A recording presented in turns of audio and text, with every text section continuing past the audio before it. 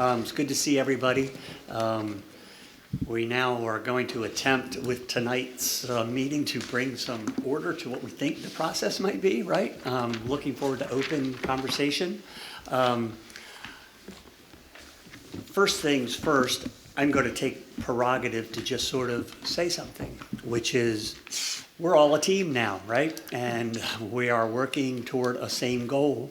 And that goal is to provide the framework for better good governance or good governance. And, you know, I'm at the moment on a search committee within our community, and that search committee is all committed toward finding the right candidate for this position. So I think if we collectively take that goal that we're here, you know, with the same goal, which is to assist where there have been identified some challenges, and if our goal is to try to land on better good governance, I think we'll do well. So with that, let's get to work tonight. First thing is a review and approval of the minutes of our March 10th meeting. Thank you. I want to, in advance, Laura Hurley has been amazing. Thank you so much. Bob Benson and I have had a nice conversation. We spoke one time individually, and Laura has been immensely helpful. So Laura, thank you very much on behalf of the committee. And we have some minutes to approve. So I'll look for a motion. Thank you, Phil. Is there a second? Second. Thank you, Sharon, I think. Any discussion on the minutes? Any changes? Hearing none. All those in favor of adopting the minutes, approving the minutes, please say aye. Aye. Opposed? Minutes are approved. Thank you, everyone. You have an agenda in front of you. And again, Bob and I had a conversation about this agenda and what we kind of thought we might land on. But first up on this agenda is setting agendas moving forward.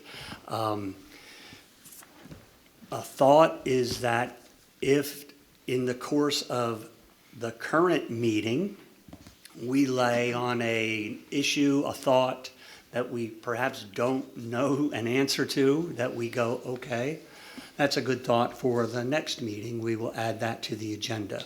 But the floor is open to, if you will, how we set agendas. We're certainly willing to hear from and wanting to hear from any member at any time. Hey, let's put this on the agenda, but trying to keep in the spirit of open meetings laws, it would be best if we can kind of let the public know in advance that this will be on the agenda for next time. So any thoughts on agendas and how we might put them together? Phil, please. I think you and Bob and Paul could set the agenda for each meeting, send it out in advance, and then at the beginning of the meeting, we approve that agenda. Okay. If anybody needs to add something to it or whatever, they can bring that up, and then we, by vote, we can approve the agenda. Just a suggestion. Thank you, Phil. Any thoughts on that? That seems reasonable. Sounds good. Okay. We have, that's what we'll do. We'll set the agenda, and as they do on council meetings, we'll bring the agenda forward to vote on the agenda. If anybody needs to add something, they make a motion to do that. Okay. Boy, if we go through this meeting this fast, we'll be out of here by 6 o'clock tonight. Third thing on our agenda is Robert's Rules of Order. You know, we're not going to have the Robert's Rules of Order textbook sitting here. We know there are a lot of different varieties, but in a general sense, we thought that adopting Robert's Rules of Order as the way in which we attempt to stick to discussions and how we resolve things would be in order. So I'll open the floor up for discussion on that. Is Robert's Rules of Order something the group is comfortable with as our, again, I don't know, framework on how we might work? Michelle, yes? Mike, I think that's perfectly acceptable. Okay, thank you. Agreed. Other thoughts? Agreed. Agreed? All right. We don't need to bring that to, well, is there a motion to adopt Robert's Rules of Order for our way of doing business? I make a motion. Okay, Matt, thank you. Is there a second? I'll second it. Hey, Michelle, we'll let you do that. Any discussion? Hearing none, all those in favor of adopting Robert's Rules of Order as our rules of order, please say aye. Aye. Opposed? All right, that carries. Thank you very much. Next on the agenda is a discussion on public comments. So, again, virtually everything I'm talking about, Bob and I as vice chair had about a 20-minute conversation one day last week. We thought that having public comments at a specific time within the meeting, every meeting, would be appropriate. We contacted, Laura did, thank you, Laura, Tony, who does a great job here at the Civic Center, and that microphone is now available for public comments when we come to the public comment section or portion of the meeting. Thoughts on public comments and if this is the appropriate way to do it? Kind of the way they do it at think of a city council or a county council meeting, there's a set time for the public to come forward. Yes, Julie. When will we discuss public comments that are submitted on the website between meetings? That's a great question. I would suspect that they should land here. We have the portal, and I'm sure everybody has received some of the comments that have been submitted. So, you know, I guess the time to discuss them would be at the meeting, is what I'm thinking, as opposed to back and forth on an email exchange, which isn't in the spirit of open meetings. Dallas, yes, please. Yeah, maybe if we get comments, I mean, I'm assuming we're gonna start going through the charter That's chapter right. by chapter, so if we get comments on, say, chapter 5, we discuss it in chapter 5. If we get comments on chapter 6, we discuss it during chapter 6. And if we've passed one of the chapters, we can always, and someone comments on it later because they missed the opportunity or whatever, we can always go back to talk about it, but, you know, that way the public knows that if we're coming up on chapter 2, get your comments ready for chapter 2 or so on. I like that idea. What are other thoughts? Yes. Just a Glenn. question, in reading through some of the other counties and whatnot, they would have sometimes town hall meetings. I would assume that would be on issues of larger importance that are being discussed and whatnot. Is there any thoughts of a? Yeah, on the agenda where I was going to try to discuss that Okay. was either in number 8, where it talks about process, and I was just using Okay. the example as Frederick County, and number 9, which is that opportunity to perhaps have somebody come forward and make. So that's where I thought that might follow. So I might ask you to hold that question, and we'll bring that up in just a moment. Other thoughts? I like Dallas's idea. So as we receive a question on the portal, we will file, each of us, that question into section 200. And if that comment is germane to that, when we come around to that chapter of the charter review, we will introduce those comments at that point in time. Does that seem reasonable? Yeah, I'm seeing heads nod. Are we cool with that? Okay. So we will set public comments at the end of each meeting, as we have, I think, even tonight. And as we get those email questions in, we will assign them as we go down the charter. Okay, thank you.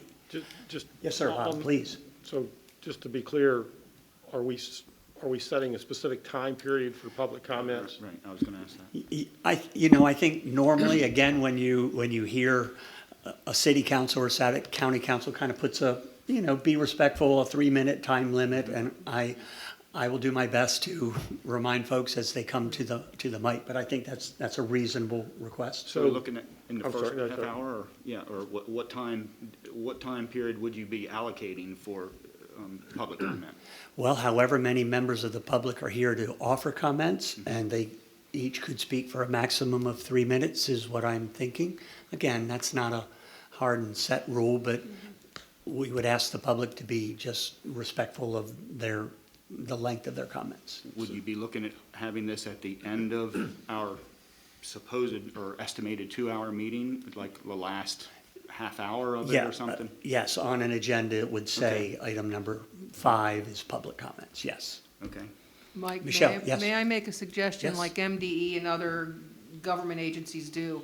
when people come that want to make a comment to these meetings, if you could have these people sign in, and that way we know how many people are here and how many of those are going to make comment or plan to make comment. And also have them, as most meetings do, they give their name, their address, and other information. So basically a sign-in sheet, Laura, for people who come. Laura, can we probably make that happen? Great, thank you, Michelle, good idea. I'll look around, yes, Phil? I certainly think we want to encourage public input. And I think the best way, so far, we've had 2 from Bob Taylor, and we've all seen them. They're on the portal there, available to the public themselves. So I would encourage people to use that avenue rather than drive out here and park in Delmar, which is where I am, and to come in to make a public comment. Sure. Then you have time to organize your thoughts and write them down, and that's a good way to interact, Absolutely. I think, with the committee.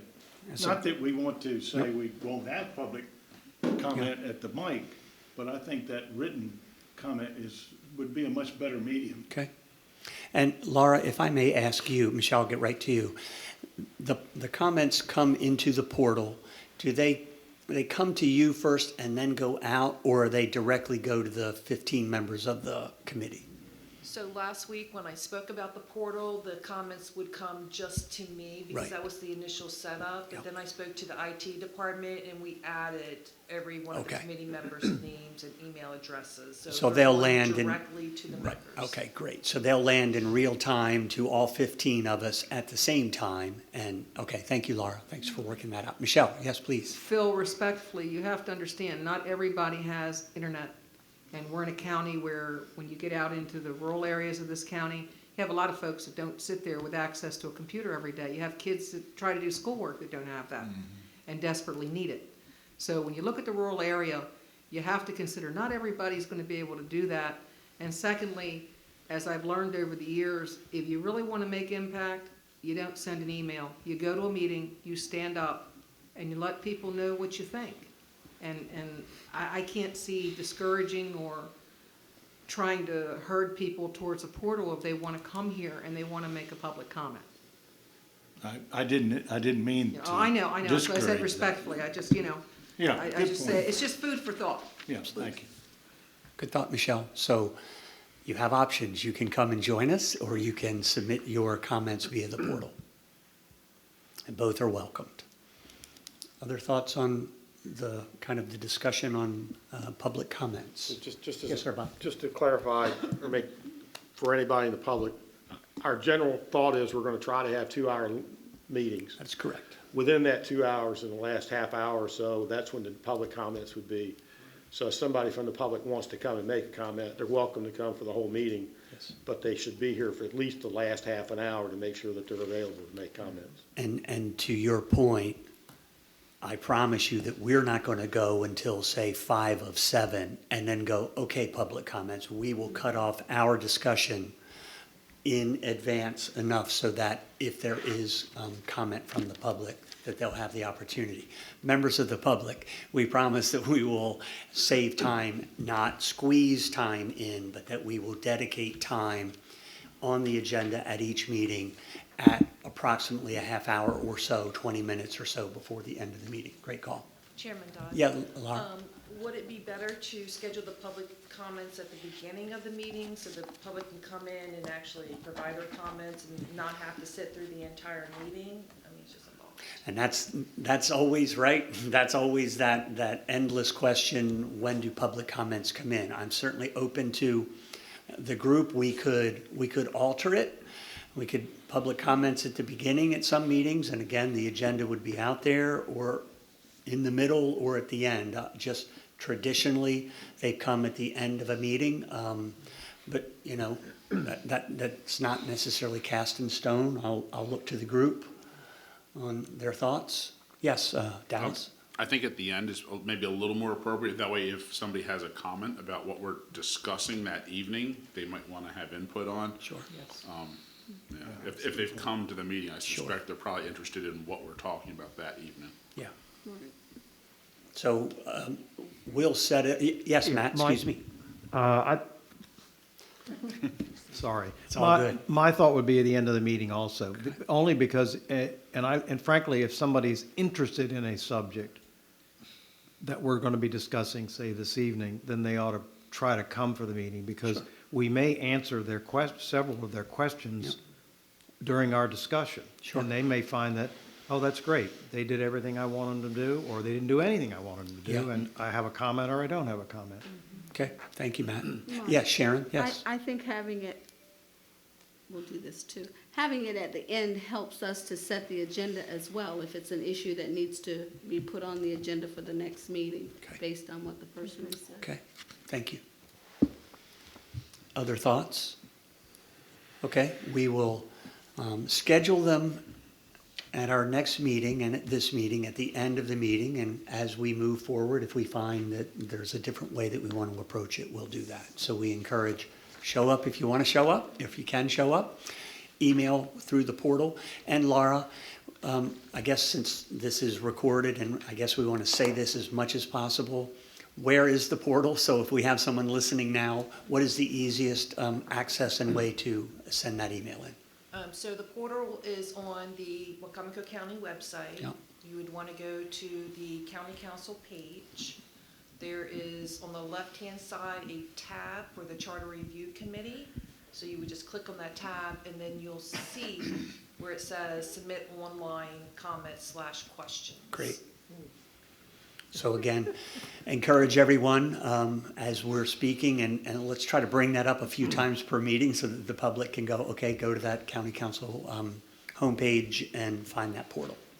Okay? Thank you, Laura. Yes, Blair? As far as the ones that are mailed in, like you say, we've had 2 of them so far. What's going to be our procedure on discussing and addressing those? Well, again, I think what I'm hearing is that depending on what the question is, germane to when that falls in our sequential, by the way, I'm hoping we're going to go through this charter sequentially. Section 100, Section 2, right? That way the public will know, and we're not going to skip all around. So as the question comes in, if I'm understanding one of the ideas, as we land on that section of the charter, we will pull out and go, Joe Smith, Susie Jones has a question along that thought, and we'll remind Makes sense. everybody of that. Thank you. Yes, sir, thank you. I believe the questions that have been asked by the council themselves also fall in sequential, looking at it. Yeah, So and- that works for everybody to follow through. And one of the things that Michelle, I'm going to interrupt for just 1 minute and say one of the things that I had Laura do, and a great idea, Laura took all those, I think there were about 31 that were handed out to us. And what Laura did, that's in our attachment tonight. She put the section of the charter, the question that was asked, and then to the right, what action was taken by the Charter Review Committee. We stole that from, I saw the Frederick County layout, and I said, hey, Laura, can we do that? And about 15 minutes later, Laura had converted it into the form we have tonight. So that all those questions have been converted into, they fall into section ABC. So thank you for that, Laura. Any other thoughts on the public comments? Okay. Next item on the agenda is the discussion on the alternates.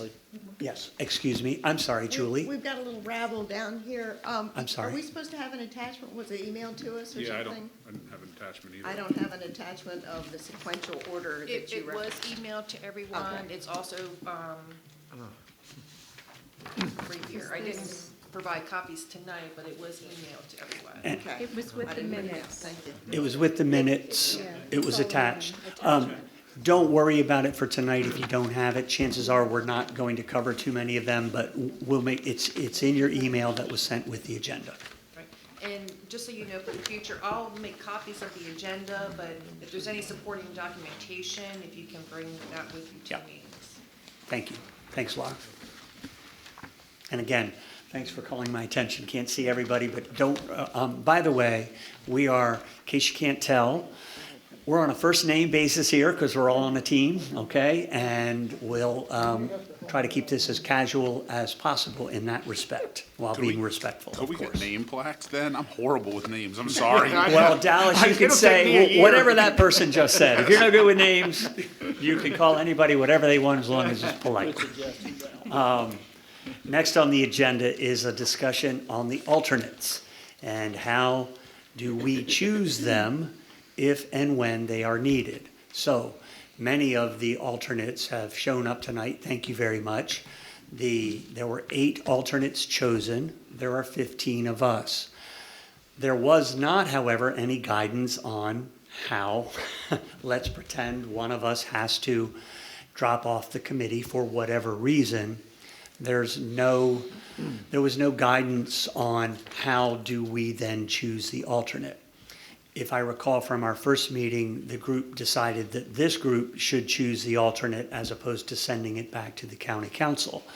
Bob had an ingenious idea. Bob, if you want to share that very simple way of thinking about it, please. Well, I may be responsible for putting this on here, so if everybody thinks it's a mistake, it's my mistake, not Mike's. But in talking, when Mike and I had the conversation, it seems to me that we've got 8 people who have been selected as alternates. They haven't been ranked. We have no way of knowing what ranking, if any, the county council had. We haven't been given any guidance. We don't know whether one of us is going to have to drop off or 5 of us are going to have to drop off. Maybe nobody will. But in fairness to the alternates, it seemed to me that we might want to let them know up front what order they would be selected in. And that way, if you're number 1, you know you probably ought to be coming to the meetings. If you're number 8, hopefully we won't get to you, unfortunately, but if we do, maybe if you're not at the first few meetings, it's not a big deal. But if we get to number 6 or number 7, you probably better start coming to some of the meetings. And I just thought that as a courtesy to the alternates, that we might want to try to lay out a procedure for them now so we know up front.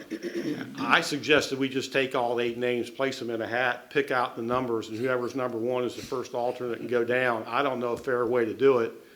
And that way they have notice now where they lie, and if you're first on the list, you're likely to get called at some point. Hopefully not, but the probability is over the course of a year, somebody's going to have a problem that's going to necessitate them not being able to participate. So that was my suggestion to Mike. If somebody has a better suggestion, or, be happy to listen to it. Thank you, agree Bob. with that. Phil, yes? I think we have very highly qualified. Yes, we do. Alternates, Yes, we do. probably equally qualified, so drawing the names out, and in fairness to them, I think that's a great idea. Yeah, thank you. Julie, I think I saw your hand up, yes? That's a fair way of doing things. I was thinking about the attendance policy as well, and I was kind of coming up with the idea that a lot of places you have to make 75% of the meetings, and in this group it would be 14 months twice a month, so it would be 28. So if you missed 7 days, or 7 meetings, that there would be an alternate to replace you. So we wouldn't have to quantify or waste time quantifying, the degree of importance of how they missed the meetings. It would just be seamless. And for the solution of the alternates, because we do have a great group of alternates, was that the alternate that matches the skill set of the person who left. In other words, if an attorney leaves, maybe it'd be good to have somebody with a law background to step up. Let me ask you a question. In looking back to some of this material, some people are excused and some are not, that were on the Charter Review Committee before. So who decides if you're excused or not? If you're called and say, I'm sick, there's nothing you can do about it. Now, is that excuse? Let's say some other reason comes up. If you're an excused absence, is that against you, or that doesn't count against you? And I'm just trying to get a little answer on that. Can I? Yeah, please, Bob, yes, sir. The next item on the agenda is the discussion locations, possibility of Zoom. Yeah. I mean, to me, the issue of attendance is relates to whether or not we have the ability to participate electronically too. So it seems to me that we might want to discuss that in the next Okay. agenda item. Because if we don't have the ability to communicate electronically, that's one thing. To be blunt about it, if we have the ability to do Zoom or electronically communicate and you still miss the meeting, there's not a whole lot of excuse for that. Even if you're homesick, unless you're direly ill, you can participate in the meeting electronically, so.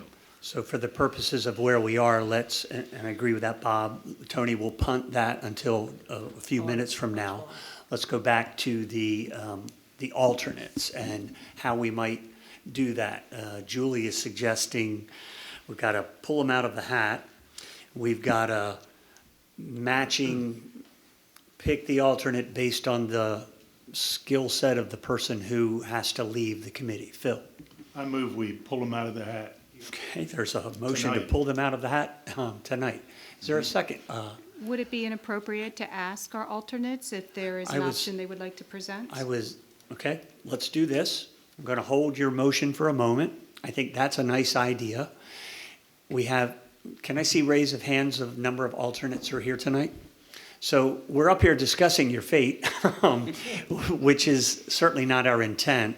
If any of you, and if it's okay with the group, I think that's a nice thought, Catherine.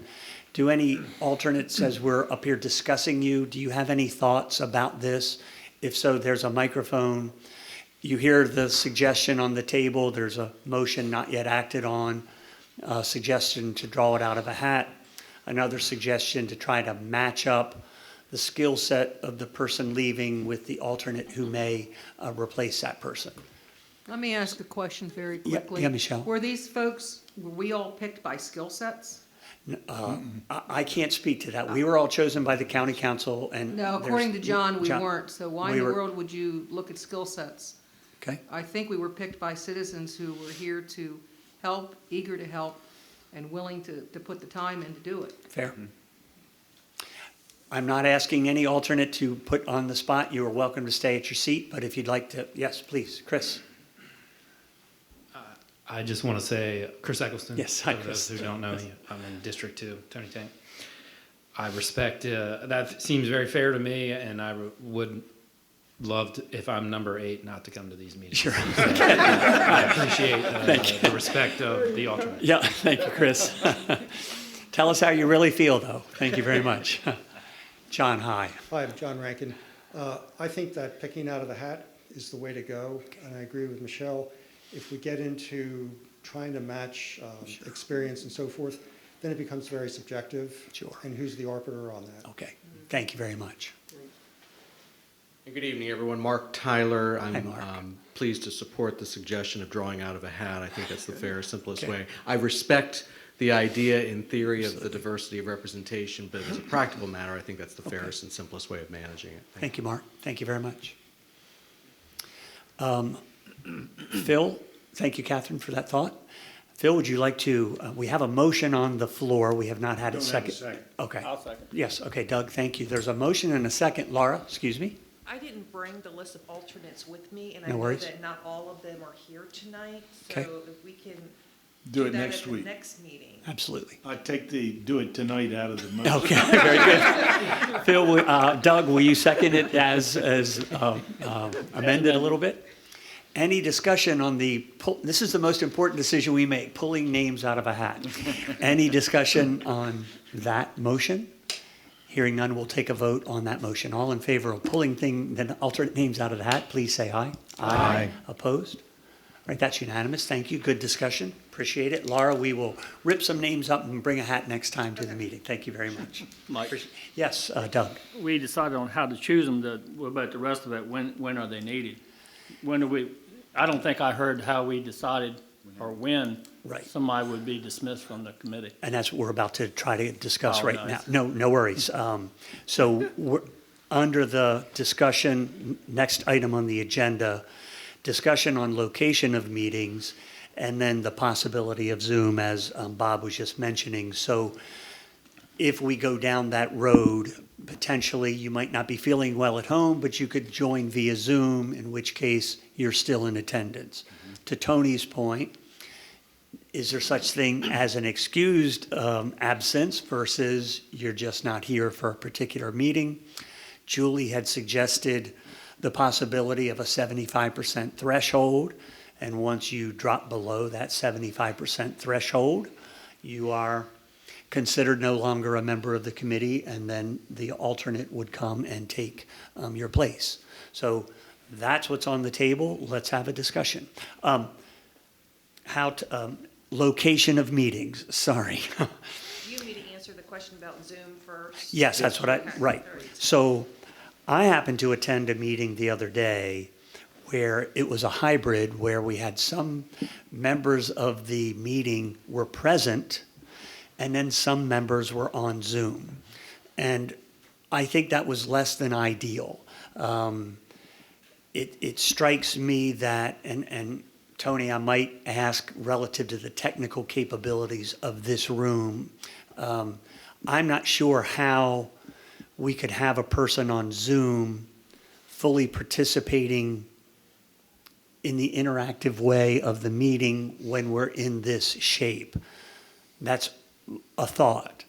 However, if the pandemic worsens and we can't meet in person, then we have the possibility, of course, of going all on Zoom. Having 15 people on a Zoom call is not that difficult, including opening it up to members of the public. On the discussion on location, Laura has done some research. What we can do here at the Civic Center, remember that right now there's a vaccination site, and kudos to the staff and the community for making that happen. This is also serves as a jury selection room, and when that happens, the Civic Center staff needs time to switch the room over, right, to set it up like this. So we've expressed a desire to try to meet at 5 o'clock instead of 6, but the reality is that this room will likely only be available at that 6 o'clock hour because, again, out of respect to the staff.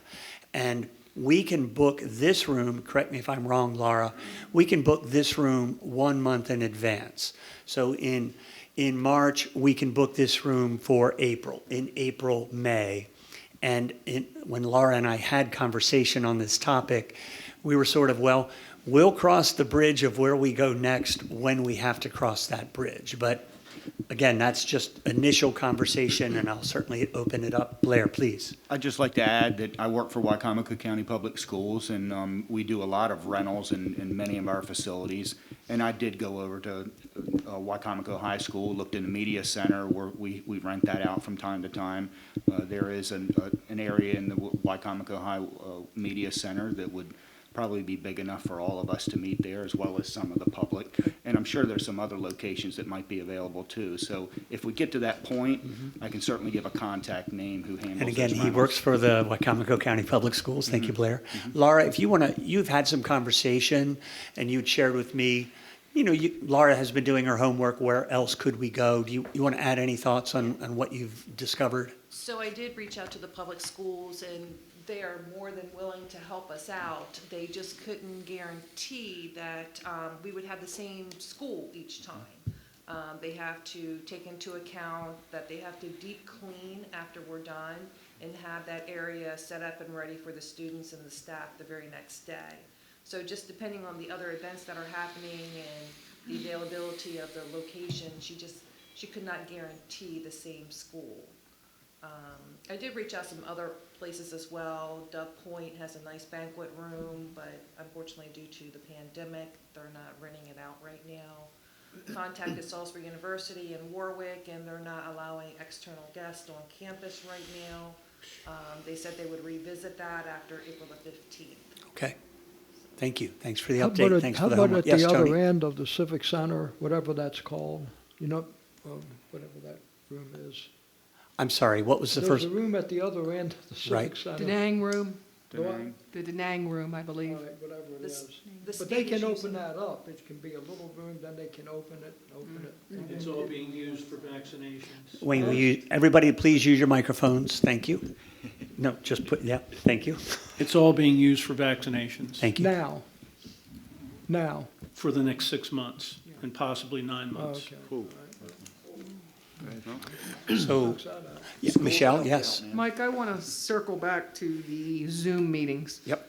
Okay, I do a conference call once a month, and I do call because it's 32 members of the Maryland Agricultural Commission, plus Secretary Bartenfelder and senior staff. And we do it by conference. We don't do Zoom for two reasons. One, you said, which is very difficult to have part of the people on Zoom and the other part in the room. Sure. And the other fact is that when you get into the western part of the state, a lot of people don't have the bandwidth to do the Zoom. But I'm saying if this pandemic would advance, I think the conference call would probably be a much more practical method than working with the Zoom. Okay.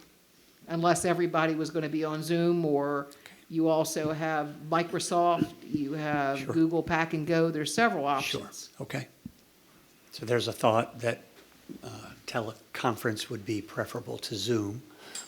Also, as part of this question, we want to establish what is that attendance threshold where the alternate might pop in. So,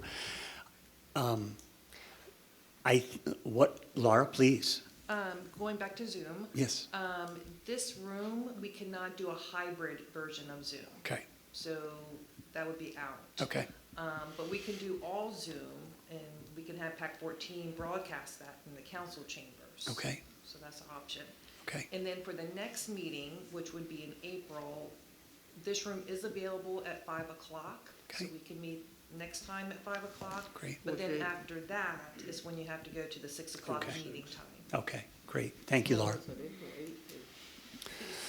So let's do this.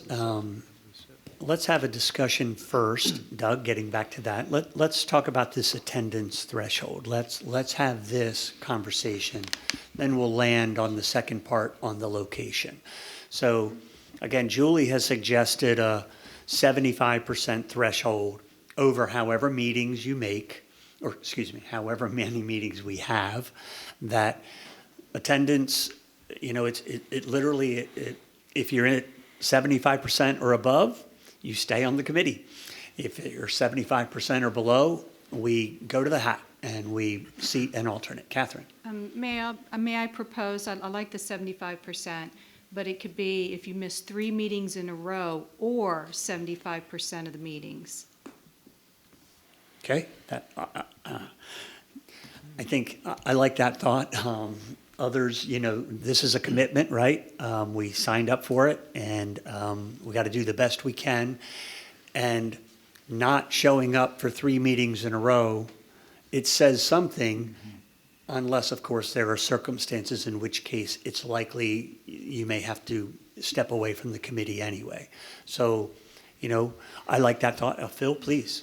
I agree with the 3 consecutive meetings, but I doubt very seriously we're gonna have to, as a body, expel anybody. Yeah. If somebody's husband or wife gets sick, or Sure. they have a personal problem, they will withdraw, I would think, knowing Yeah. that there's a qualified Yeah. alternate to take their place. Yeah. But And- I guess we should have a policy, and Yeah. if we need one, then 3 And- consecutive meetings, we'll call Sure. number 1. Sure, yeah, yeah. And I agree, for what it's worth. You know, we're a volunteer citizens group, right? Nobody's getting paid, but we're committing. But if something comes up in our lives and we feel that we need to step away, well, then just bring that to the attention of the committee or privately, however that needs to work, and we'll go to the hat.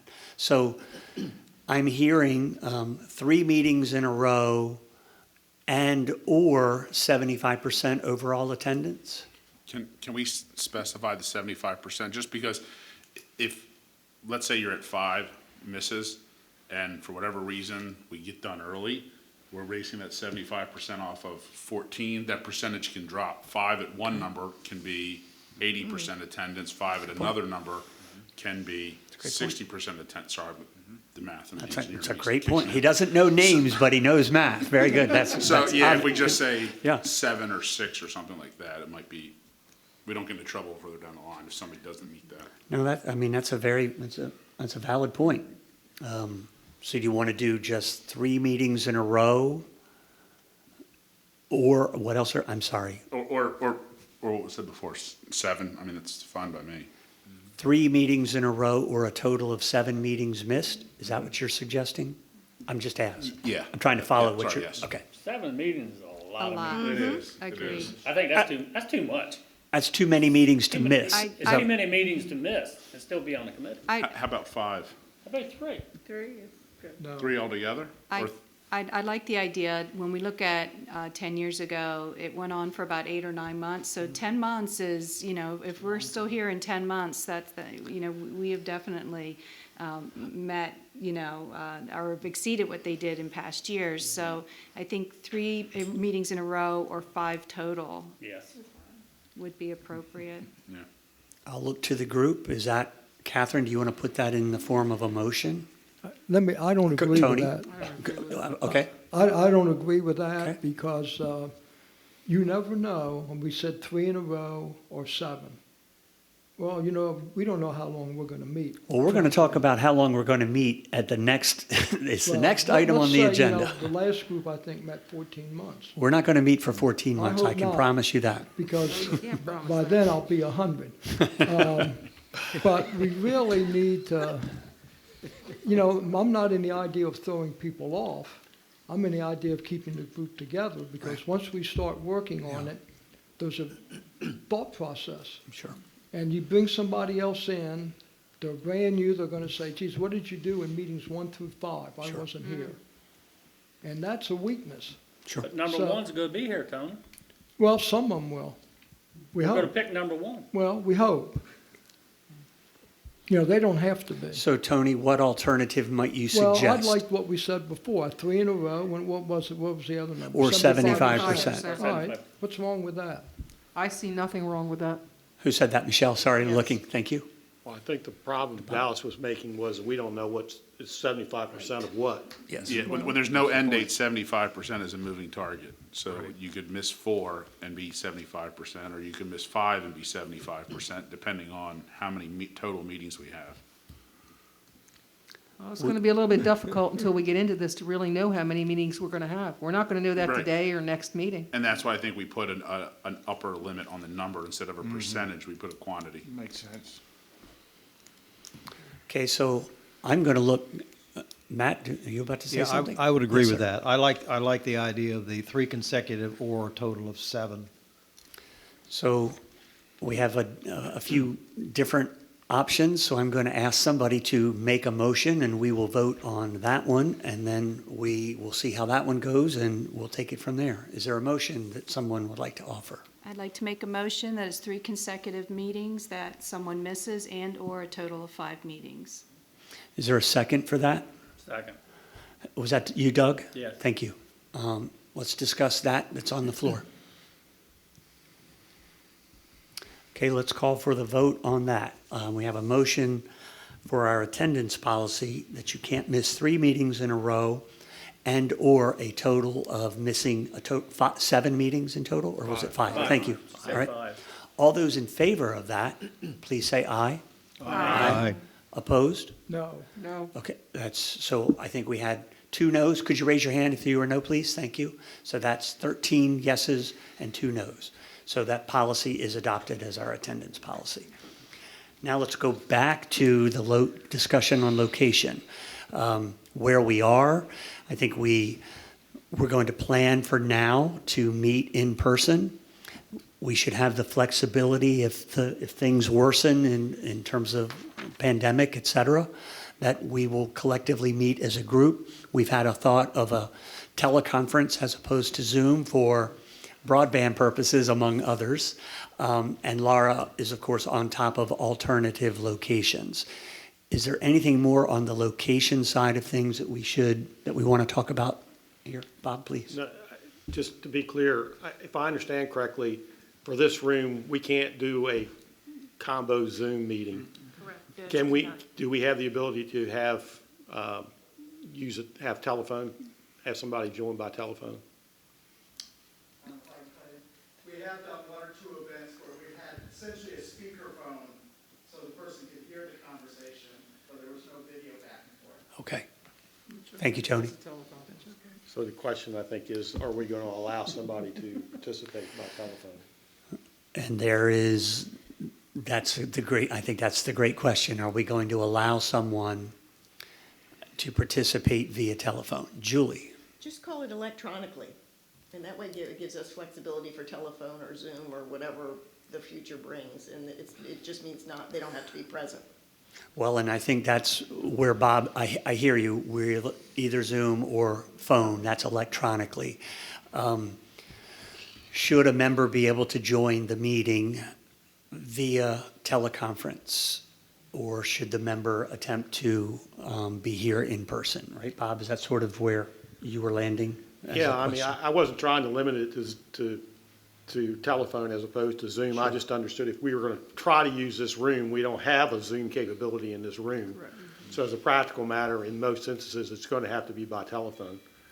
And I don't have a problem with that, although I think we should encourage people to attend. And I personally don't think we should encourage anyone to only participate by telephone. In the situation that Michelle's talking about, I mean, we're talking about a statewide organization and having significant travel. Yeah. So I would hope that if someone does it by telephone, if we have that ability, that they only do it because there's a special need, they're sick, there's some reason for them doing it as opposed because it's more convenient. Right.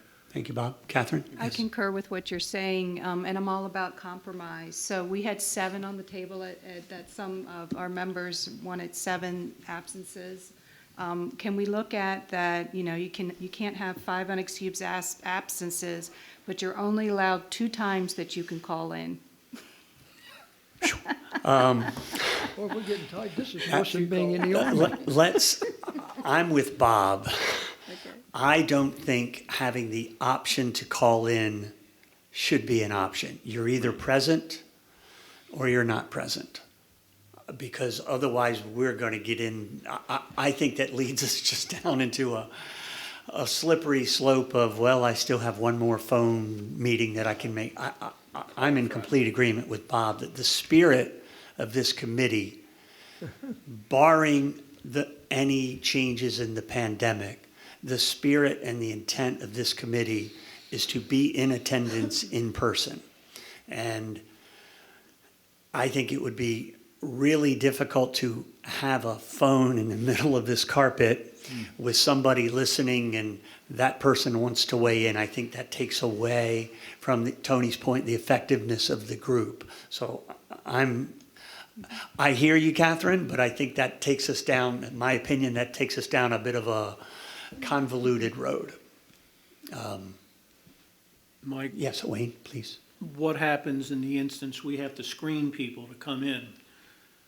So I don't think we want to encourage people who are ill to come physically to a meeting. Absolutely correct.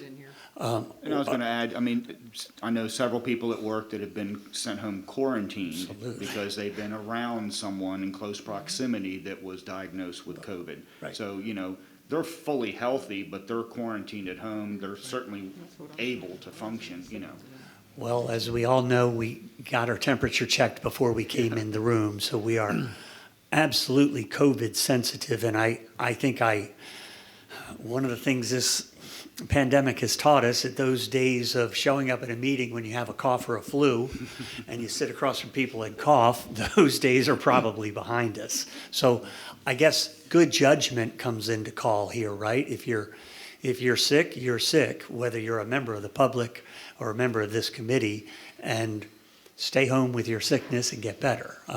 Laura, I think I saw you attempting to want to say, or did I not say? Okay, I apologize.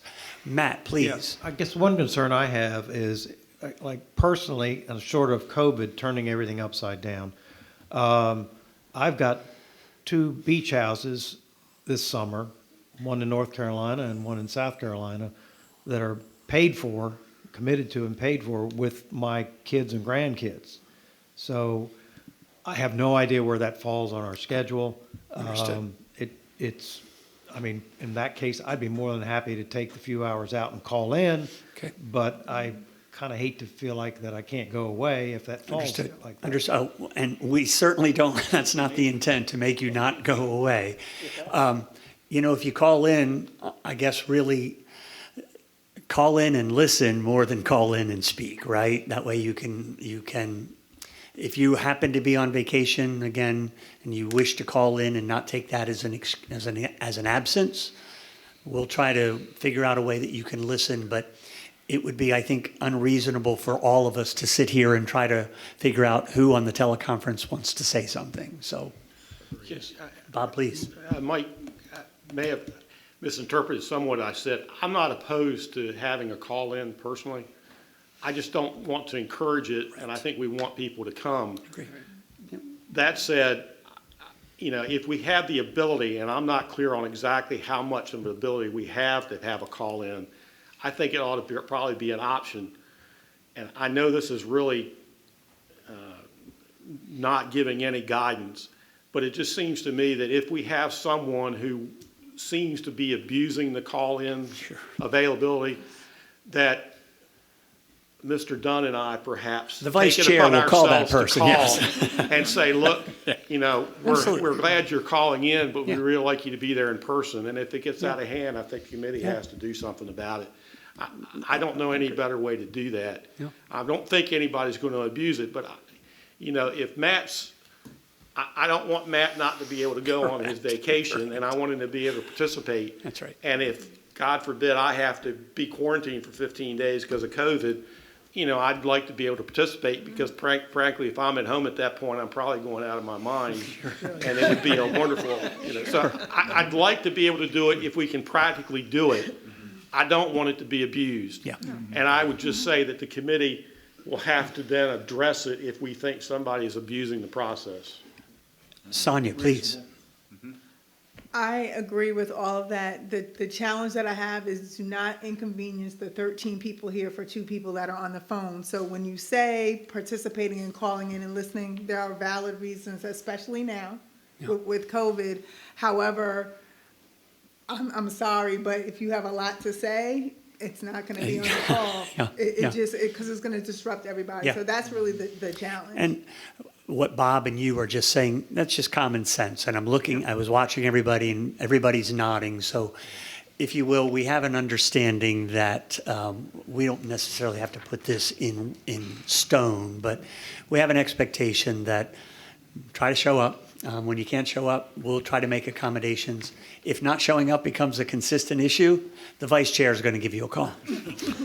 Okay? We're all cool. Thank you. I appreciate that. Yes, sir, Bob. Thank you. But, I mean, I guess what we're saying is that if Laura and the staff can try to make a telephone connection work for us and have that ability, we would like to try to do that. Absolutely. We just don't want it to get abused. Yep. And I guess I'm the designated bad guy. You're the, so no, it's no, no we're problem for me. just, again, it's all casual and fun, correct. Are we good on moving off agenda item number 6 relative to? Are we picking nights that we're going to meet?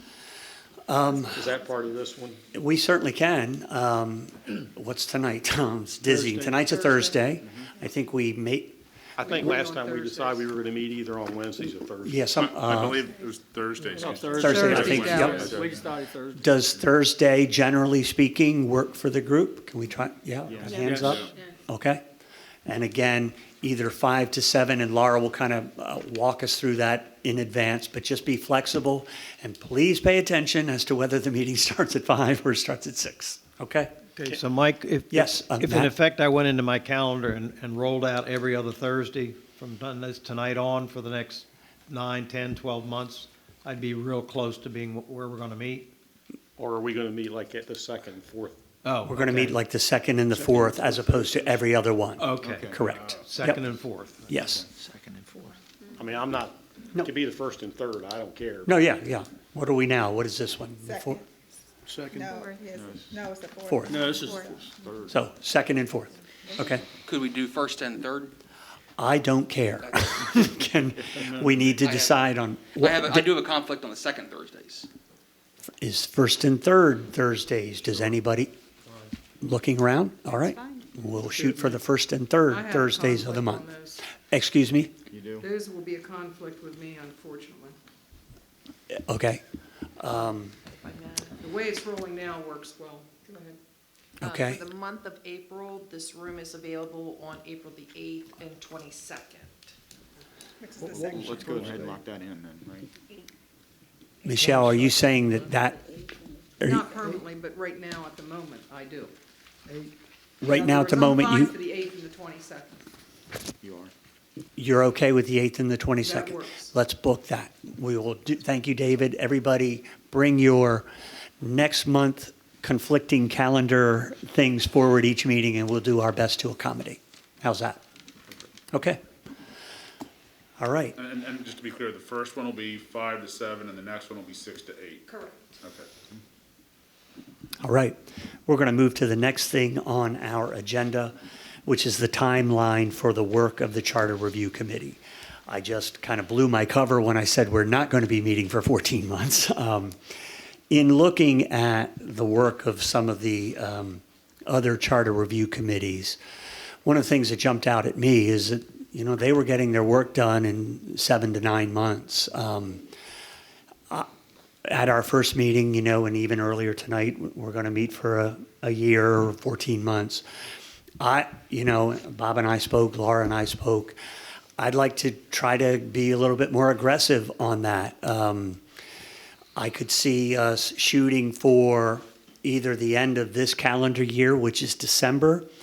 The reason December might get a little tricky is because the world starts to check out, right? We all start to, and this again doesn't need to be cast in stone, but I'd like us to shoot for, you know, wrapping up our work in January of 22, and let's, you know, with a condensed timeline, we bring a condensed sense of, if you will, urgency. You know, having this go on until next May or so, I dare say we'll all be burnout or tired or what have you. So I'm simply offering to the group a discussion on let's try to speed this up if we can, and I would propose a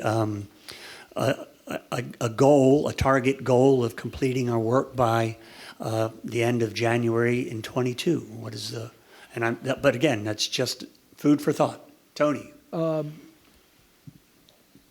let me ask you, because you might know better. Is there a charter somewhere in the state of Maryland that has sort of picked out as being, quote, the charter to look at if you really want to get into charter government like we have somewhere? There are counties that have, you know, same thing that we do. Right. And is there somewhere that people, I noticed that Frederick's put there, I don't know if Frederick's is good or not, they have the same. Yeah. But is there somewhere that in the dark room, somebody says, if you really want to look at a good charter, this is where you ought to look? Because there's no sense to reinvent the wheel. Right. If somebody has a wheel that's the best wheel in the country. I can't say that I've had anybody Jump say on to me, you know, look at this county's charter is the Right. gold standard. Right. No, I can't say that. All right, there's no such animal. I think that this committee probably should look at multiple charters Right. for alternative provisions. Right, okay. I was just wondering if there was such an animal. Mike, Yes, Wayne. I think it's important that we, Speak into your mic, Gary. Tell him, Phil. I think it's important that we provide the county council with an adequate period of time to review the recommendations and make their decisions. Then we have to have the ballot questions Right. drafted. Correct. So, you know, we may want to work backwards and say, look, what's the drop dead date? Right. To be fair to council. Sure.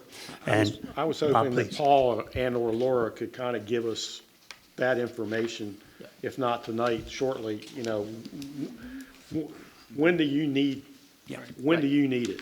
We can work that up. I know that he has to certify the questions to go on the ballot in Right. August. By August, okay. Right. Okay. And so you want to give council time to have work sessions, possibly a public hearing. Sure.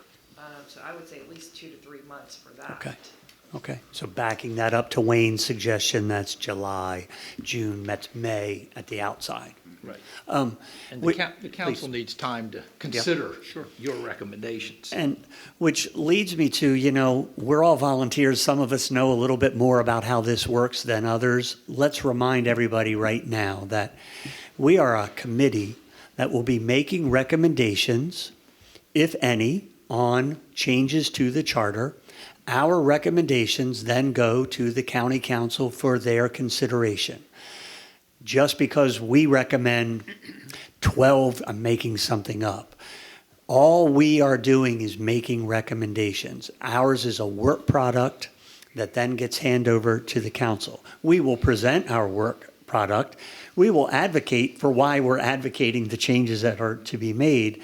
But at the end of the day, the work product and how it proceeds forward onto a ballot or not onto a ballot is the decision of the county council. I just want to make sure, am I representing that accurately, Paul? Just so everybody understands that what we recommend does not go directly to a ballot. What we recommend goes directly for the county council for their consideration. And they can say yes on this one, they can say no on that one. But again, our goal will be to advocate for the changes, whatever changes we may recommend. Just wanted to point that out for the group. So again, no action to be taken on the timeline, but I'm just looking for, let's try to do this quicker rather than take, 10 or 12 months or 12 or 14 months. Michelle, please. Nothing. Okay. Is that good with the group? All right, then we will. In the January timeframe, that means we're meeting for 10 months. Oh, yeah, good point. There we go, Bob. So We're that at 10 good months in perspective. January. It is March. January will be 10 months. That's a great point. Thank you. So let's shoot for that as our goal as a group, if not sooner, right? Next thing on the agenda, you know what? Let's do this. Let's everybody stand up, take 3. What time does that clock on that wall say? 6:02. Let's be back here at 6:06. Let's adjourn. Just stand up, walk around for a minute, and we'll be back here at 6:06. Thank you. Okay, so next up is the process to be used for the work of the Charter Review Committee. I put on there as example Frederick County. So Mr. Taylor has sent us some good templates of what has been used in other counties. Our booklet contains it too, and I think that I saw the reason I put Frederick County, I did read these. I kind of liked the way Frederick County did it. I liked the finished work product. They invited guests in as they saw fit to bring in their expertise. They listed not only every charter recommendation that the committee made, but they also listed, and including the vote, so let's say the vote on this charter change was, I think they had 7 members, was 6-1 or 5-2 or 7-0. They also included the charter amendments that were discussed and rejected by the committee as not having enough votes to move forward. So again, I'm simply offering that as an example. I forget who just mentioned we don't need to reinvent the wheel. A lot of other counties have done this process, including us. But I thought that, as the process is, at least as I think it would work best for us, we're just going to work our way through the charter, right, from A to Z. And we will take it one section at a time. We will have discussion. We will look at suggested changes or no suggested changes, and then, kind of vote on them, move that one, whatever the one we're talking about is, let's move that one off the table. It's either voted up, it's voted down, we then move on. As Bob very accurately said to me when we had this discussion, if we settle on a question in a particular portion of the charter, and we as a committee vote that, no, that's okay, but then 2 meetings later, a member of the public gets wind of, hey, I understand you all voted a particular way, we're absolutely still going to invite that member of the public to address, what we've done. But so again, I'm just looking for thoughts. If anybody else had any other charter review committees that they liked better, but I liked that work product. Maybe it's because it was the first one that I read, to be honest with you, but, it worked well. And again, if there's a wheel out there that works, let's borrow that wheel. Does anybody else have any thoughts on this particular aspect that you'd like to bring to the table? Matt? Yeah, Mike, I'm not sure exactly where this fits in, but as I've read through things and thought about things over these last couple of weeks, I think probably the single biggest issue, as I see it, is do we continue with the elected executive, or do we return to the other, I guess the county council, whatever the system was. I'm not quite ready to propose one way or the other right this second. But my thought process is, what I don't want to do is for 3 or 4 weeks, have discussions on X, Y, Z and all this stuff, and then come to find out that we're going to, instead of taking the right Y, the right as in to the right Understood. versus the left. It's all good. That we are suddenly, oh no, all these things we've been discussing, or half the things we've been discussing, need to be revisited. Yep. So my thought process, almost at the beginning, we need to say, okay, what is our, and maybe that's where we're going. That's item number 12 on the agenda, All Matt. right, well, if that's the case, then I Yep. will wait. So again, thank you for your thoughts, and we'll come back to that. So for now, again, we don't need to adopt anything, but I liked, and again, I'm just one person here, I thought that one worked. I liked the way the end product worked, and I liked the way they conducted the process. Again, inviting in guests, if we have questions and want to hear from experts, is one of the things they did. They identified the charter revisions that they discussed, those that they recommended and those that they didn't, with listing the vote, not by individual, but, okay, we have 15 people. The vote for that one was 10-5. The vote for this, against this one, was 15-0, but just listing the vote so the public can kind of gauge how the committee thought about any particular issue. Is that, any thoughts? I'm just looking around the room. Sounds good. Okay. I agree with that. Also, Okay. in reviewing their website, they had a very good website that documented, their videos of their sessions and everything in there. Okay. So, yeah, it was very good. So again, we'll, in the same way that we will attempt to follow Robert's Rules of Order, we'll attempt to follow and mirror the way that Frederick County did it. It certainly seemed like a positive outcome, and Frederick somewhat mirrors Wicomico County. Obviously, they're much larger, but they're kind of new to the county executive form of things also. Question 9 on our agenda. We're getting there, everybody. Explanation of recommended changes. Where and how did they come to the committee for consideration? And what that is going back to the list that Laura put together for us. And if you don't have that, that's okay. But in the first list, or in our first meeting, there was this. These were the proposed charter amendments, and there were, hang on a minute, there were 32 of them. I just wanted to make sure that the committee understood where they came from, and I had conversation with Laura.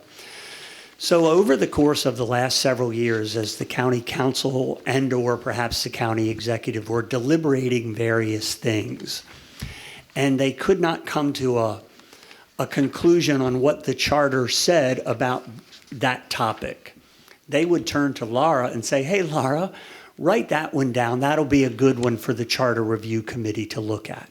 So that's where this list came from. This is a list that is for guidance purposes only, but I think we'd be silly to not look at them considering they were coming from the very elected officials who, gosh, they were scratching their head and going, this is something for the Charter Review Committee to look at. So number 9 on our agenda today is just that. I want to make sure that everybody understands that that is not an exhaustive list. It's not the only items that we can consider, but that's where these first 32 items came from. And Laura, please correct me if I've misspoken, but Laura was basically tasked with keeping a running tally on questions for the Charter Review Committee. Is that? Yeah, that's correct. Okay. Some of it came from our attorney at the Okay. time as well. Okay, thank you, Laura.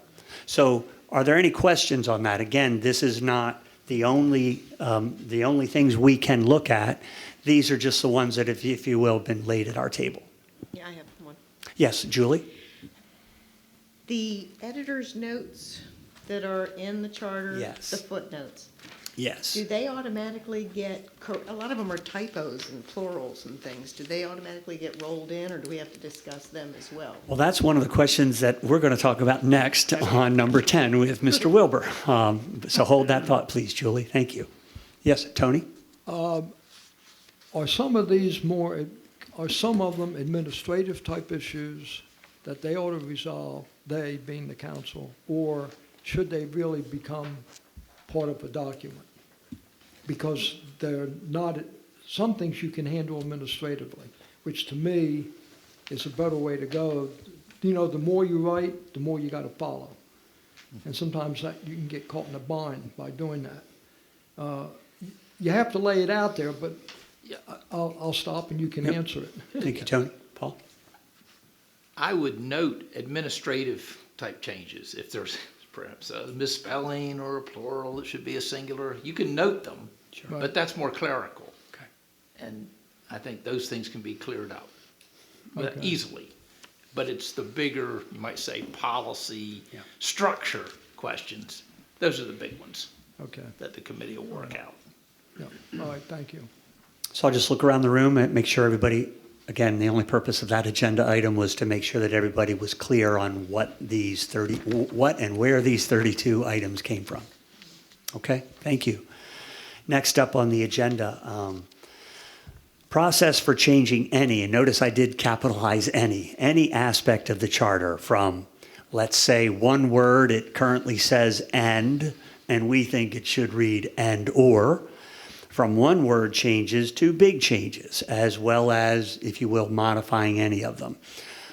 I don't know the answer to that question, and by the way, this is Paul Wilbur, our county attorney, and Paul will be seated next to us right here the entire time, and Paul, thank you for your time. So truly, Paul, if you can attempt to educate us on, from the smallest changes, if we see a paragraph that we think one word would make a difference, how does that proceed forward? Does that become a potential question on a ballot? Mm-hmm. Or could we take a whole group of small changes and present them as one? We're really sort of flying blind here, and whatever thoughts you might be able to share would be helpful. So let me just quickly walk through the process from A to Z to accomplish a changed charter. This is first step right now. All of you will arrive at whatever charter amendment recommendations you want, whether they be great or small, okay? And you will present them in some written fashion to the county council. Okay? I think you've talked about a timeline of perhaps January, February, something like that, which is good because the county council probably will have a lot to debate. Sure.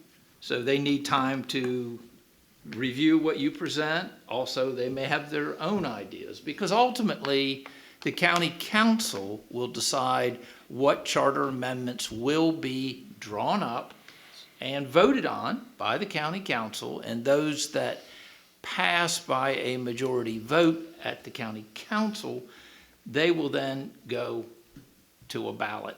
There'll be ballot questions drawn up, and then the November 22nd or 22 election, they'll be voted on by the public, and those that get a majority vote will become part of the charter. So whether it's small, large, the council has to decide that they want it to be a charter amendment. If they decide that and they vote it, then it will be forwarded on to the voters.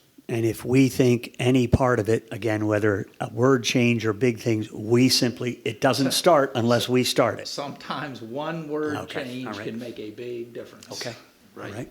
So, Thank you. yep. Here sits Mr. Wilbur. If there are questions, Sharon, yes, I please. just want to add to what he said. In the back of the charter, Article 11, there's the definitions and rules. Right. And those one words go there with whatever definition the Right. group thinks that they want it to mean. Okay. It's all incorporated. All incorporated. Okay, thank you, Sharon. Other thoughts? Again, just wanted to put that out there as we go down this scope of work. What in the world are we doing? And Paul, that's great guidance. So, yes, Julie? So back to my question. Yep, yes. Why are there editor's notes instead of it just being handled under, what is it, 12? Section 12, a plural or a reference in a former section that was mistyped or that kind of thing? I didn't understand why it was so detailed in the notes and editor's notes.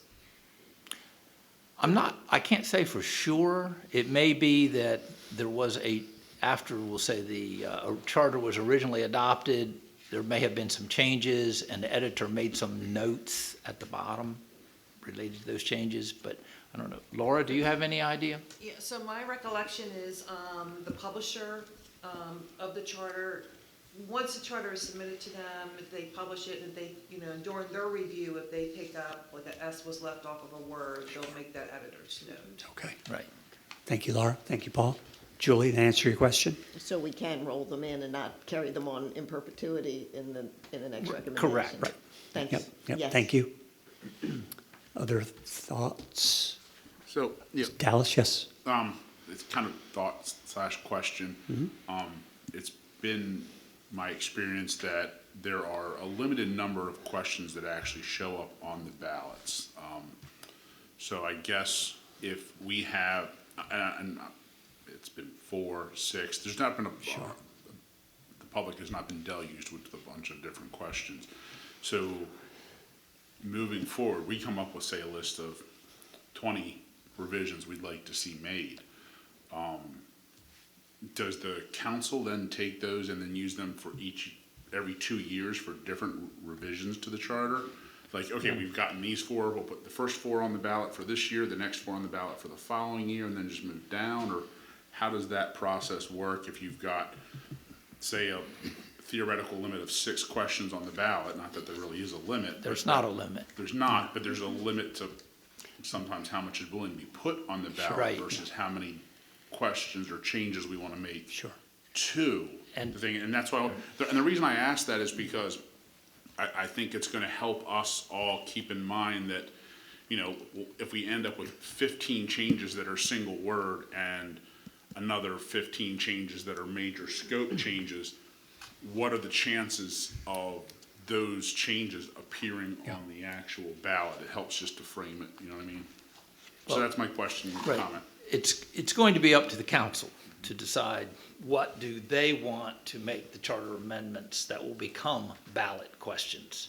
And so I would say it could be done either way. If the council decided to do it in 2 separate elections, they could do that. But, you've got a separation there. So I would think the council might want to do it as one total package, but I defer to the council on that, how they wish to do it. Yeah. I think Dallas really, it's about voter fatigue, right? There's only so Yes. much time you Sure. have to spend in a voting booth, and if there's 20 questions, so that's something that we'll have to consider, right? Prioritizing, and again, if we think there are big questions, we present them to the council, and we've done our job. And the wording has to appear on the ballot as it appears in the charter. It's not like, hey, go see this website for these changes. That's right. Okay. That's right. Yeah, the ballot questions are condensations. Yeah. Yeah, you might say a charter amendment might be this long, but the question on the ballot might be this long. Okay. Okay. That was that discussion, just a simple thank you, Paul, for your guidance, so we know we'll be turning to you again. Next thing on the ballot, on the agenda, is a discussion on inviting guests to future meetings. So if the group in any particular meeting wants to have more information, bring in an expert, is the group okay with, hey, we will task, and I want to give Matt Tillman, he called me shortly after this happened, and he said, hey, look, I'm retired, I've got time on my hands, if there's any research needed, so is the group okay with the thought of inviting guests in, inviting members of the county council to come before us and say, this is where things have been a little rough. Wayne Strasburg, a member of our committee, has as much experience in the executive branch as there is. Tony and Phil are former county council members. We've got the acting county executive here and 2 members of the council. So at some point, maybe we invite them in and say, okay, tell us what works and what doesn't work. Or if not them, we ask to bring in, I'm making something up, the county executive from Harford County. I'm literally making something up. Join us as a guest, and so is the group okay with the thought of bringing and inviting a guest to join us at the bottom of the U should we ever need that guest? I think it would be very useful. Michelle, thank you. All right. I agree, especially Alex? for the list of questions that were in the Okay. packet the Lord provided. Okay. You're reading through it, trying to understand All right. context, or some of them are just not quite, like little blurps, and please explain. So in advance, we will attempt to line up. Here tonight is a person that's going to try to help us understand a little bit more or lend his or her expertise on topic X. If it's not Paul or Wayne or Tony or Phil or members of the council. Okay, we're good with that? The last thing on our agenda is kind of what Matt Tillman was talking about. Excuse me, Bob, I'm sorry. Julie. Watching the audience again. Yes. Thank you. I'm sorry, thank you, Bob. So we're going to go through this from front to back. Right. Okay, but we don't have the expertise here. Right. So you are, or the group, I just want to make sure everybody's comfortable with saying, okay, we're going to jump over 201 because we're going to have somebody come in next month and talk to us about that. I mean, and then have an open action item to go back to that at some point, or? That seems reasonable to me. I'm looking to, Michelle? Are we going to follow the charter in its order, or are we going to jump around in the charter? I think jumping around in the charter is just going to make chaos. So and again, confusion. we're going to go A to Z in the charter, start at the beginning. I think what Julie is saying, if we get to C and we're not quite sure, we'll say, let's put C on hold. We'll invite some members, some experts to address C, and then we'll bring that up at the next meeting. That's Julie, fine. That okay. makes perfect sense. Okay. Yes. Okay. I mean, to the Bob, extent please. we're able to do it, I read through the 32 submissions that we got and compared them to the charter. And there were instances when I'm reading it and I couldn't quite grasp what the reason for the requested change was. And I think in those instances, if we know we're going to discuss item number 10 on this at the next meeting, if we ought to try to find out who put that forward and ask them if they could attend the next meeting and explain. That's a great suggestion. Because there were, most of them I could understand, but there were literally 3 or 4. I'm sitting there going, I'm not sure why that's in there. There's probably some really practical reason for it. Yeah. But since I'm not on the county council, I don't know what that reason is. That's a great idea. And I think if in advance we're able to do that, that way we're not getting out of order. So if we know we're going to discuss, and I'm just making this up, section 311, Yeah. which corresponds to number 8 on their list. Yeah. If there's some issue in there that we don't understand and we're going to do that next meeting, we ought to try to say, we'd like to have somebody from the county council come tell us why they think that's on the list. That's a great suggestion. Yeah, looking for heads, I think it's a great idea. Thank you, Bob. Other thoughts on how we're, okay. Last thing on our agenda tonight is a discussion on the current form of government, which is kind of where Matt was going down. So the current form of government, which is a county executive and a county council, was adopted. It began in 2006. We have our 3rd county executive. We are, help me out, that's 14 years into having a county executive form of government.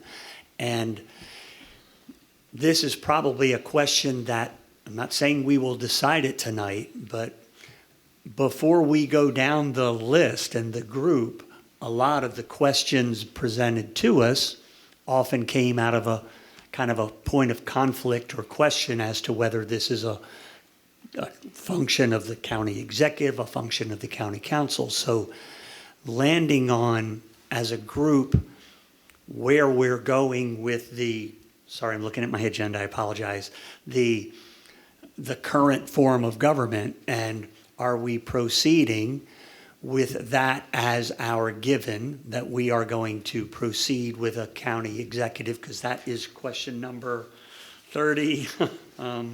Sorry. Question number 28, change charter back to county commissioners council form of government.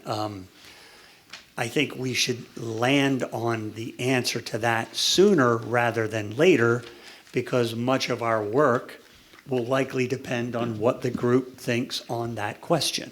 So I'm opening that question up for discussion tonight. Doesn't mean we're going to land on a decision, but I think that's now we're finally now getting into the charter review stuff.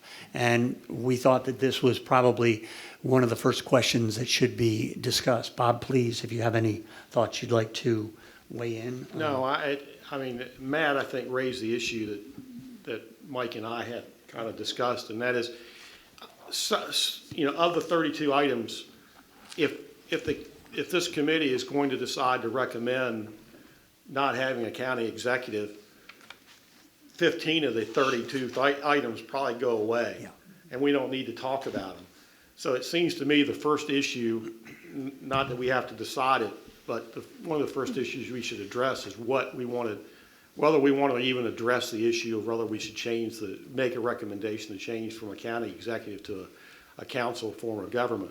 If we're going to do that, then frankly, we can do away with a lot of the other questions. And it seems to me, in order to make that decision, personally, I need to be educated about that. I know, we've got former members of the county council on here, but we may all have some opinion on it, but it seems to me we ought to ask some quote-unquote experts to come in and make a presentation to the group as to what the advantages and disadvantages of the two different forms of government are, whether that's from the current county council, former county council, or whether it's academics coming in. I'd like to, in the near term, that we try to get somebody, that we try to spend some time on that so we can make a fundamental initial decision as to where we want to go on it. Thank you, Bob. I'm just looking for hands. Tony, yes, sir? I think you have to think back in our history. As I recall, the issue between a county exec and going to that form of government was a separate ballot question, and the voters decided it in this county. And I think if we're going to go into that territory, it ought to go back to an election item that we don't want to have a county executive anymore. We want to go back to where we were. I think for us, that's putting us on thin ice, this group. I think about it that we have a charter to look at under the existing form of government. What are we going to do to make it better? That was a separate ballot question. That was a separate vote, as I recall, just as the revenue cap was. Sure. That was also voted on by the citizens, separate. And I think for us to wade into that area is a mistake. Okay, thank you, Tony. Yes, Dallas, thank you. So I just want to play devil's advocate for a second, and let's just assume for a second that we recommend we're not going to have a county executive anymore. And then there's clearly a list of questions in here that deal with conflicts between council and executive and clarifying language in the charter. So we make a recommendation that there's not going to be an executive anymore. The public then chooses to not go down that route. They say, no, we still want an executive. Then we have a list of questions that we know are causing conflicts within the charter that have not been addressed. And I think our job is to address these questions to make sure. So there almost needs to be a dual path. I mean, if these are known issues with the known charter, to play this what if scenario of, well, what if we do this or what if we do that? I mean, what if we add in the third branch and have a Wicomico Supreme Court or something? It gets a little dicey because, like I said, I don't feel like regardless of how the recommendation for executive or not executive lands, I think we still have to address these issues that have been brought up because they represent issues that have been experienced by our political leaders. Sure. And we need to address them regardless. Great, thank you, Dallas. I'll look for him. Can I Tony? go back? Yes. A little history lesson. When the county exec was proposed, I was president of the county council, and I'm gonna lay it out there. 2 of us on that council wrote letters saying we didn't think we ought to go that way, and I was one of them. Because I thought it's an extra department in the government, so on. I'm not gonna get into what I wrote. I couldn't remember it even if you asked me. But, you know, in the end, the people in this county voted. Okay. And they voted overwhelmingly to go to a county executive form of government. And I think the people in this county, if they don't like it, let them vote it out. But it ought to go that route. Okay. We're looking at, unfortunately, recently, there have been issues between the county council and the county exec, which they have not been able to work through. And that's unfortunate. Maybe making changes to it will put some teeth in it to help, both. Thank you. And that's where I'm coming All right, from. thank you, Tony. Michelle, I think I Yeah. see you at the mic, yes? What I wanted to say basically is, number one, I'd like to know the history of why we decided to go, going back to Attorney Taylor, or Attorney Benson. I'd like to know what was the history that we decided we wanted this form of government. With the county executive, what options do we have? Can we have an elected county executive? Could we have a hired and paid county executive that is hired and approved of by the council? No. That this person takes care of the things along with the administrator? Or, you know, what are the disadvantages to just doing away with it? Sure. You know, as far as contentions, I remember contentions going on all the way back to the day of Rick Pollitt. It seems like ever since we've had county executives and a council, that there's always been some sort of disagreement or some sort of friction. And what does this branch actually cost us? I'd like to know that. I'd like to know what does the county executive and the administrator cost? You know, are these, you know, those are the things I'd really like to know. As Bob said, I'd like to know a history. I'm gonna look around the room. Tony, hold on, please. Sonia, please. So I'm kind of back to, ooh, I'm just as bad as you with names. This is Dallas. This is Dallas. I'm Dallas. Yeah, Hi, that's Dallas. Sonia. I just need facts, right? So the fact of the matter is, as a charter review, what we're here to review for the charter, does that include, to Tony's point, does that include revisiting and trying to understand if we should have a county executive or not? Or are we reviewing this document? Which is that's what I'm trying to just wrap my head around. Sure. Because if we do want to take that path, or we need to take that path, we do need the experts. I totally agree on that. It needs to be fact-based. You need to have the history. History probably should come from an objective people. At least they should be part of the people that review it.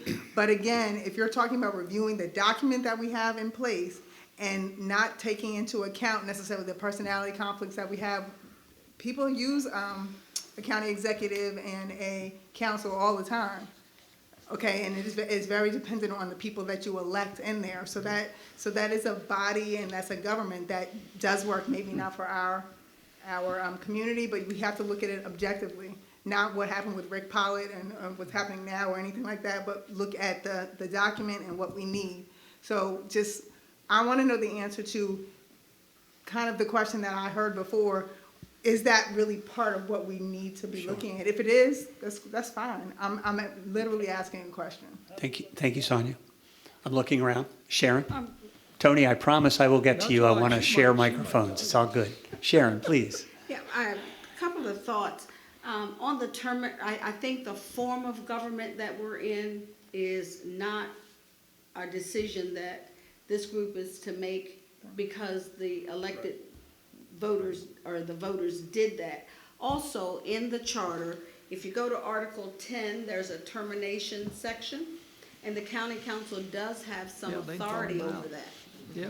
If you read it, so posing the question to this group takes the onus off of somebody who does not want to make the motion to Right. start that conversation, in my opinion. So if the council put that on the list, they're looking for somebody else to start that conversation.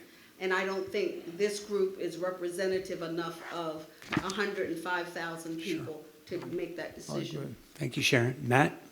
Yeah. Well said. Yeah, I'm not suggesting that I don't know that we would be recommending one way or the other. I guess what I'm looking at is that as we progress in doing our job, and backing up, I totally agree with Tony. I don't think this is a decision that we could necessarily recommend, and it isn't a decision, frankly, that the council can make. I think it's clearly been stated that it's the voter's choice. And the question then would become should it go back to the voters for a choice? But I think my thinking is that I feel that as we go through this, if we don't have some feeling that this group is leaning one way or the other, I think it's going to impede our ability to make some of those decisions properly. That's really all I'm saying. And that's the only reason I think it needs to be, for this group, needs to come up on the table. Where does this group generally feel we ought to be going? Because I think it's going to have a big effect on, maybe not everything, but certainly some things are going to be affected by it. For the group, and Bob was just kind enough to remind me, it's 6:41, and sticking to our goal of getting public comments, we're going to wrap this. Remember, we're not landing on anything tonight, but we're heading down that direction. Anybody wants to make some brief comments on the topic who has not yet made a comment? Tony? Let me just try to answer a question. When Phil and I were there, we had a county administrator. Right. The county council was both the legislative and the executive body. So in the morning, we might meet as a legislative body. In the afternoon, we would meet as an executive body. The county administrator, Matt Kramer and Ted Shea, those were the two. We would direct what they were to do, and they carried it out. And then the county population voted to put in an exec. That made the county council the legislative body and the county the executive part. Thank you. So Michelle, I think that sort of helped to answer part of your question. Thank you, Tony, for that. Thank you, Tony. Phil, please. I would only say that both systems can work. Sure. In Maryland, we have some counties that are councilmatic, and it works. And we have county executive that works. The people here, not with my vote, because I voted against the county executive when it came up, because I just didn't agree with it. But my very good friend Ken Matthews, who was a county councilman, who taught government at Delmar High School, and who later became superintendent, said, I believe in separation of powers. That's our constitutional way of doing business. Sure. And he was very much in favor of the county executive. But either one will work, and we've already said, if it's the county executive form, then let's go through this and make it work. And as it is being done in other counties, it works, so let's make it work. Thank you, Phil. Doug? I was asked to be on a charter review committee, not to be asked on whether we getting rid of the county exec or not. I'm here to make this work. Yes, sir. And I think if we make this work, the county exec and the council will get along a hell of a lot better. Very good. Thank you, Doug. Dallas? Yeah, I agree completely. I think, there are places we can go through and correct the existing charter. However, if we assume we're switching to a different form of government, which the population may not elect to do, it's a massive rewrite. If the voters choose to do that on their own, this charter is going to have to get rewritten regardless of what changes we make now anyway. It's too much of a change everything on an if scenario, whereas this is what we have now. Okay. I'm looking for other I'm hands. entirely Yep. comfortable Bob? with this committee making a decision that they're not going to touch that issue. I just think if we're not going to make that decision and we're going to touch it, then we need to have people come in and explain it to us. But I'm perfectly happy if the committee as a whole decides takes Mr. Sarbanes' advice to heart and decides that we're not going to touch it because the voters did it and that's the way it is. And if he wanted to put that into a motion, I don't think there'd be anything wrong with that either. Is there a motion? Yeah, if I can remember what I said. You'll find out when you get over 40. I guess the motion would be, I would move that we address reviewing the charter as it pertains to an executive and council form of government. Okay. I hope that's. Yep, I think is that all right? it's clear. Is there a second for that? Sonia, is that a second? Is there discussion on that? Obviously, we just had some discussion, but now there's a motion on the floor. So is there formal discussion on that? Okay, hearing none, excuse me? Yes, Matt? I would simply say that I would support the motion. Okay. Well, you're about to get the chance to either do that or not do that. If I don't see any discussion, we'll call for a vote on that motion. So the the motion is to have this committee consider as we move forward the current form of government, which is a county executive and a county council. All those in favor of that, please say aye. Aye. Opposed? Okay, so that carries unanimously. Thank you. That's the first big job of the Charter Review Committee. Thank you, everybody. Good discussion. At this point in time, at 6:45, we're doing really well. This is the opportunity to open the floor for any comments from the public. And there's the microphone. I see a hand way in the back. Yes, please. That looks like it might be John Palmer in disguise with a mask. Hi, John. Yes, it is John. Yes, hi, John. Am I now squeezed into that very short period of time that we were talking about earlier? Yes, sir. I had just, in your comment section in the portal on that website. Yeah. The very topic we were just talking about on the county executive form of government. Right. I did a lengthy comment in there last night, even before I read Mr. Taylor's comment today in the Salisbury Independent. So they kind of counterbalance one another. But I think you'll find my points well taken, and I'm always willing to discuss them. I did have something for clarification on the comments. Yes, sir. Now, I understand comments are supposed to be from 6:30. Well, I'm not knocking. You're just getting started. Yeah, that's right. No, so that's fine with me. We understand that. Yes, sir. But comments are going to be from 6:30 to 7, with about 3 minutes or so, a little leeway, sure, one way or the other. How do the comments that are made online? I didn't quite get that answer. Yeah. If we settled on an answer for that. So, the comments online. Did any of you see my comments? I did not. I saw Mr. Taylor's and Mr. Palmer. I did not see yours, and we'll address that. Okay. Maybe, again, from an IT perspective, Laura, I did not see your comments today. Did anyone else see John's comments? Okay, with apologies, we will look into that, John. Okay. Offer our apologies. My second comment had to do with questions. I think, Laura, you said something about comments and questions. If the public has a question about what's going on, do we send it in through the portal? And will you answer it at the next meeting? So what we're attempting to do, John, is, again, I think Phil was the one who said this. So if your comment pertains to Section 200 of the Charter, we will, when we get to Section 200, we will have that comment and we will offer it to the group. Does that make sense? And of course, the comments that come in, everybody has the opportunity to read them in advance also. And so your comment is already noted in our brains as we deliberate also. Yeah, because I think it's very important if people have a question, they can come to you and get an answer. Agreed. Good start. Yes, sir. Thank you very much. Thank you, John. I will look to the public. Yes, sir.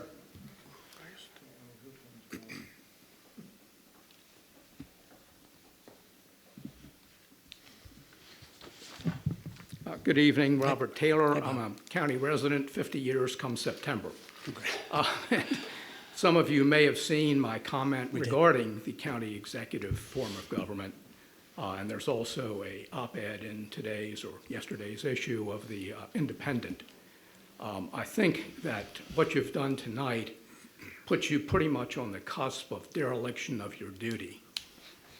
I will read to you what it says in the charter about the review committee. It says that the committee is appointed for the purpose of reviewing the charter in full. And that means everything that's in it, Mr. Sarbanes. And by the way, everything that is in it has been approved by the voters by referendum, not just the county executive, every single thing. Okay, excuse me, let's please keep your comments addressed to the committee. Thank you very much. I want to address Yes, sir. his theory. I appreciate his theory that. you can't do this because it's been approved by the voters. Everything in the charter Understood. has been approved by the Yes, sir. voters. Thank you. So the logical extension of that thesis would be that you can't change anything in the charter because it's all been approved by the voters. So, I mean, it really has no logical basis for it. In addition to that, Why are we here? in addition to that, well, that's a good question. If you can't do something, why are you here? But in addition to that, you've done this without any real significant public input to the committee. Now, it was on the agenda that I think probably went up onto the county website about 3 or 4 days ago, maybe Monday of this week, 3 days, 4 days. Nothing in the media, of course.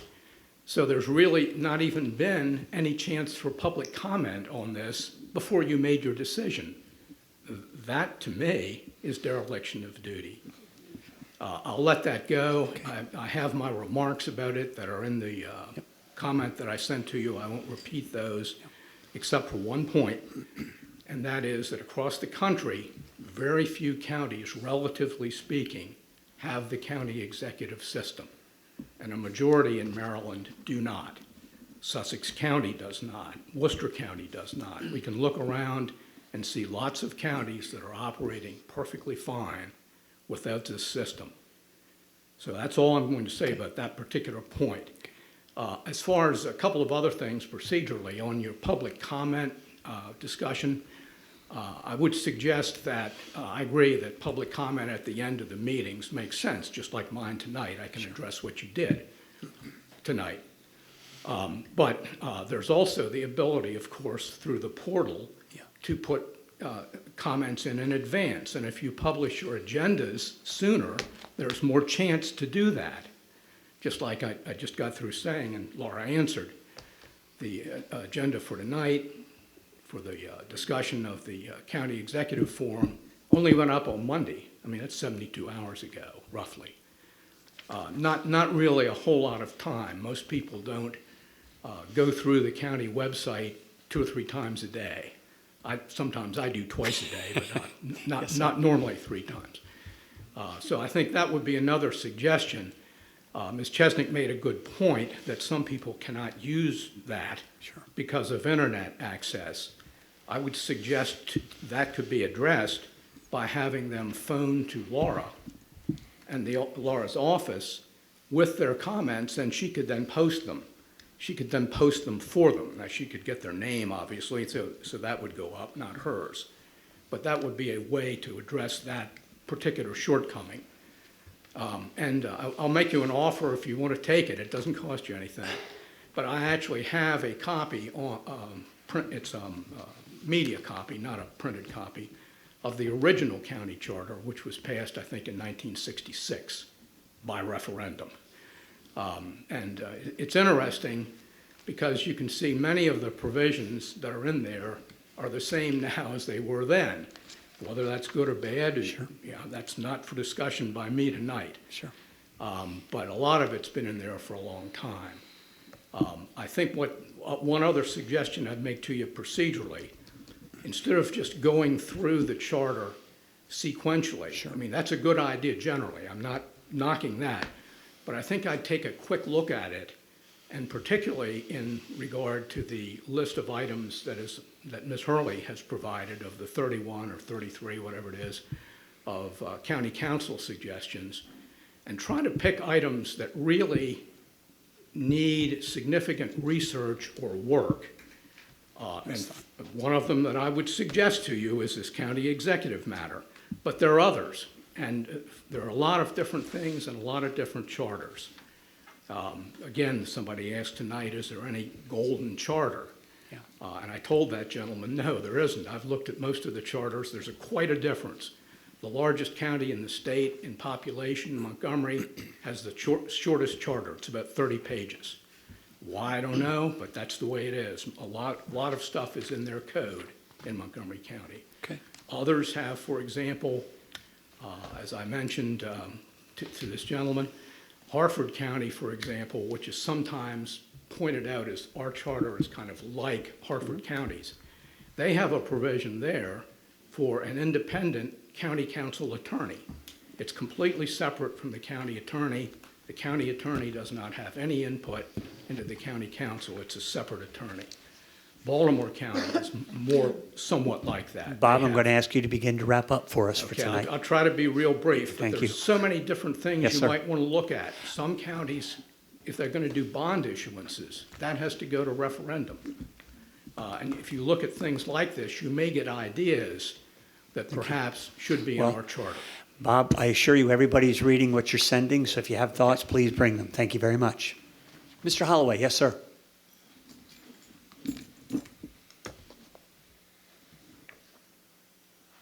Thank you. Yes, sir.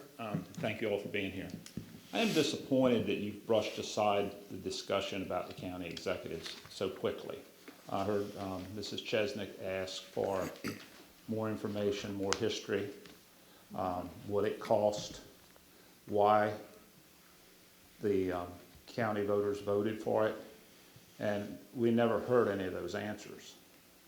I'd like to ask you to revisit that at the next meeting. Okay, thank you. And I can provide quite a bit of that information to you all if you'd like for me to. Okay.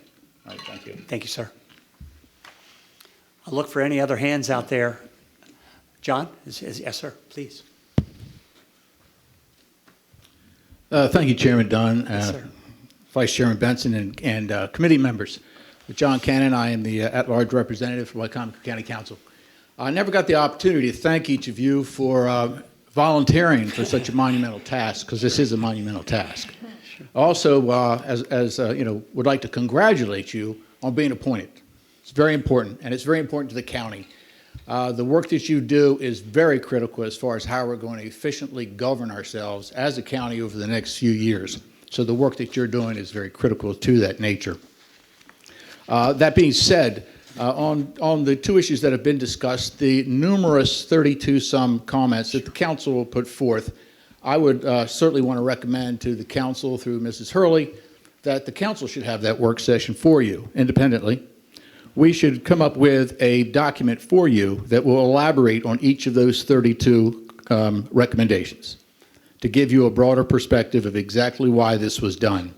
Some people have said in the past, well, it was a power grab. It was never really a power grab. It was a matter of just being able to review issues that we thought were very questionable in the charter and created very much angst between the executive and legislative form of government. So that is really the purpose that those were put in there. Others like make a point of this. This should be corrected. Okay. So that being said, and again, I applaud you for your first decision that you made tonight. Very diplomatic, very professional in how you're managing yourselves, which is great. But you did I don't think you did a disservice to your position tonight in taking the vote that you did. You made a motion, you made a second, you had a lot of discussion, and you chose, as Mr. Baker suggested, to move forward with the issues at hand.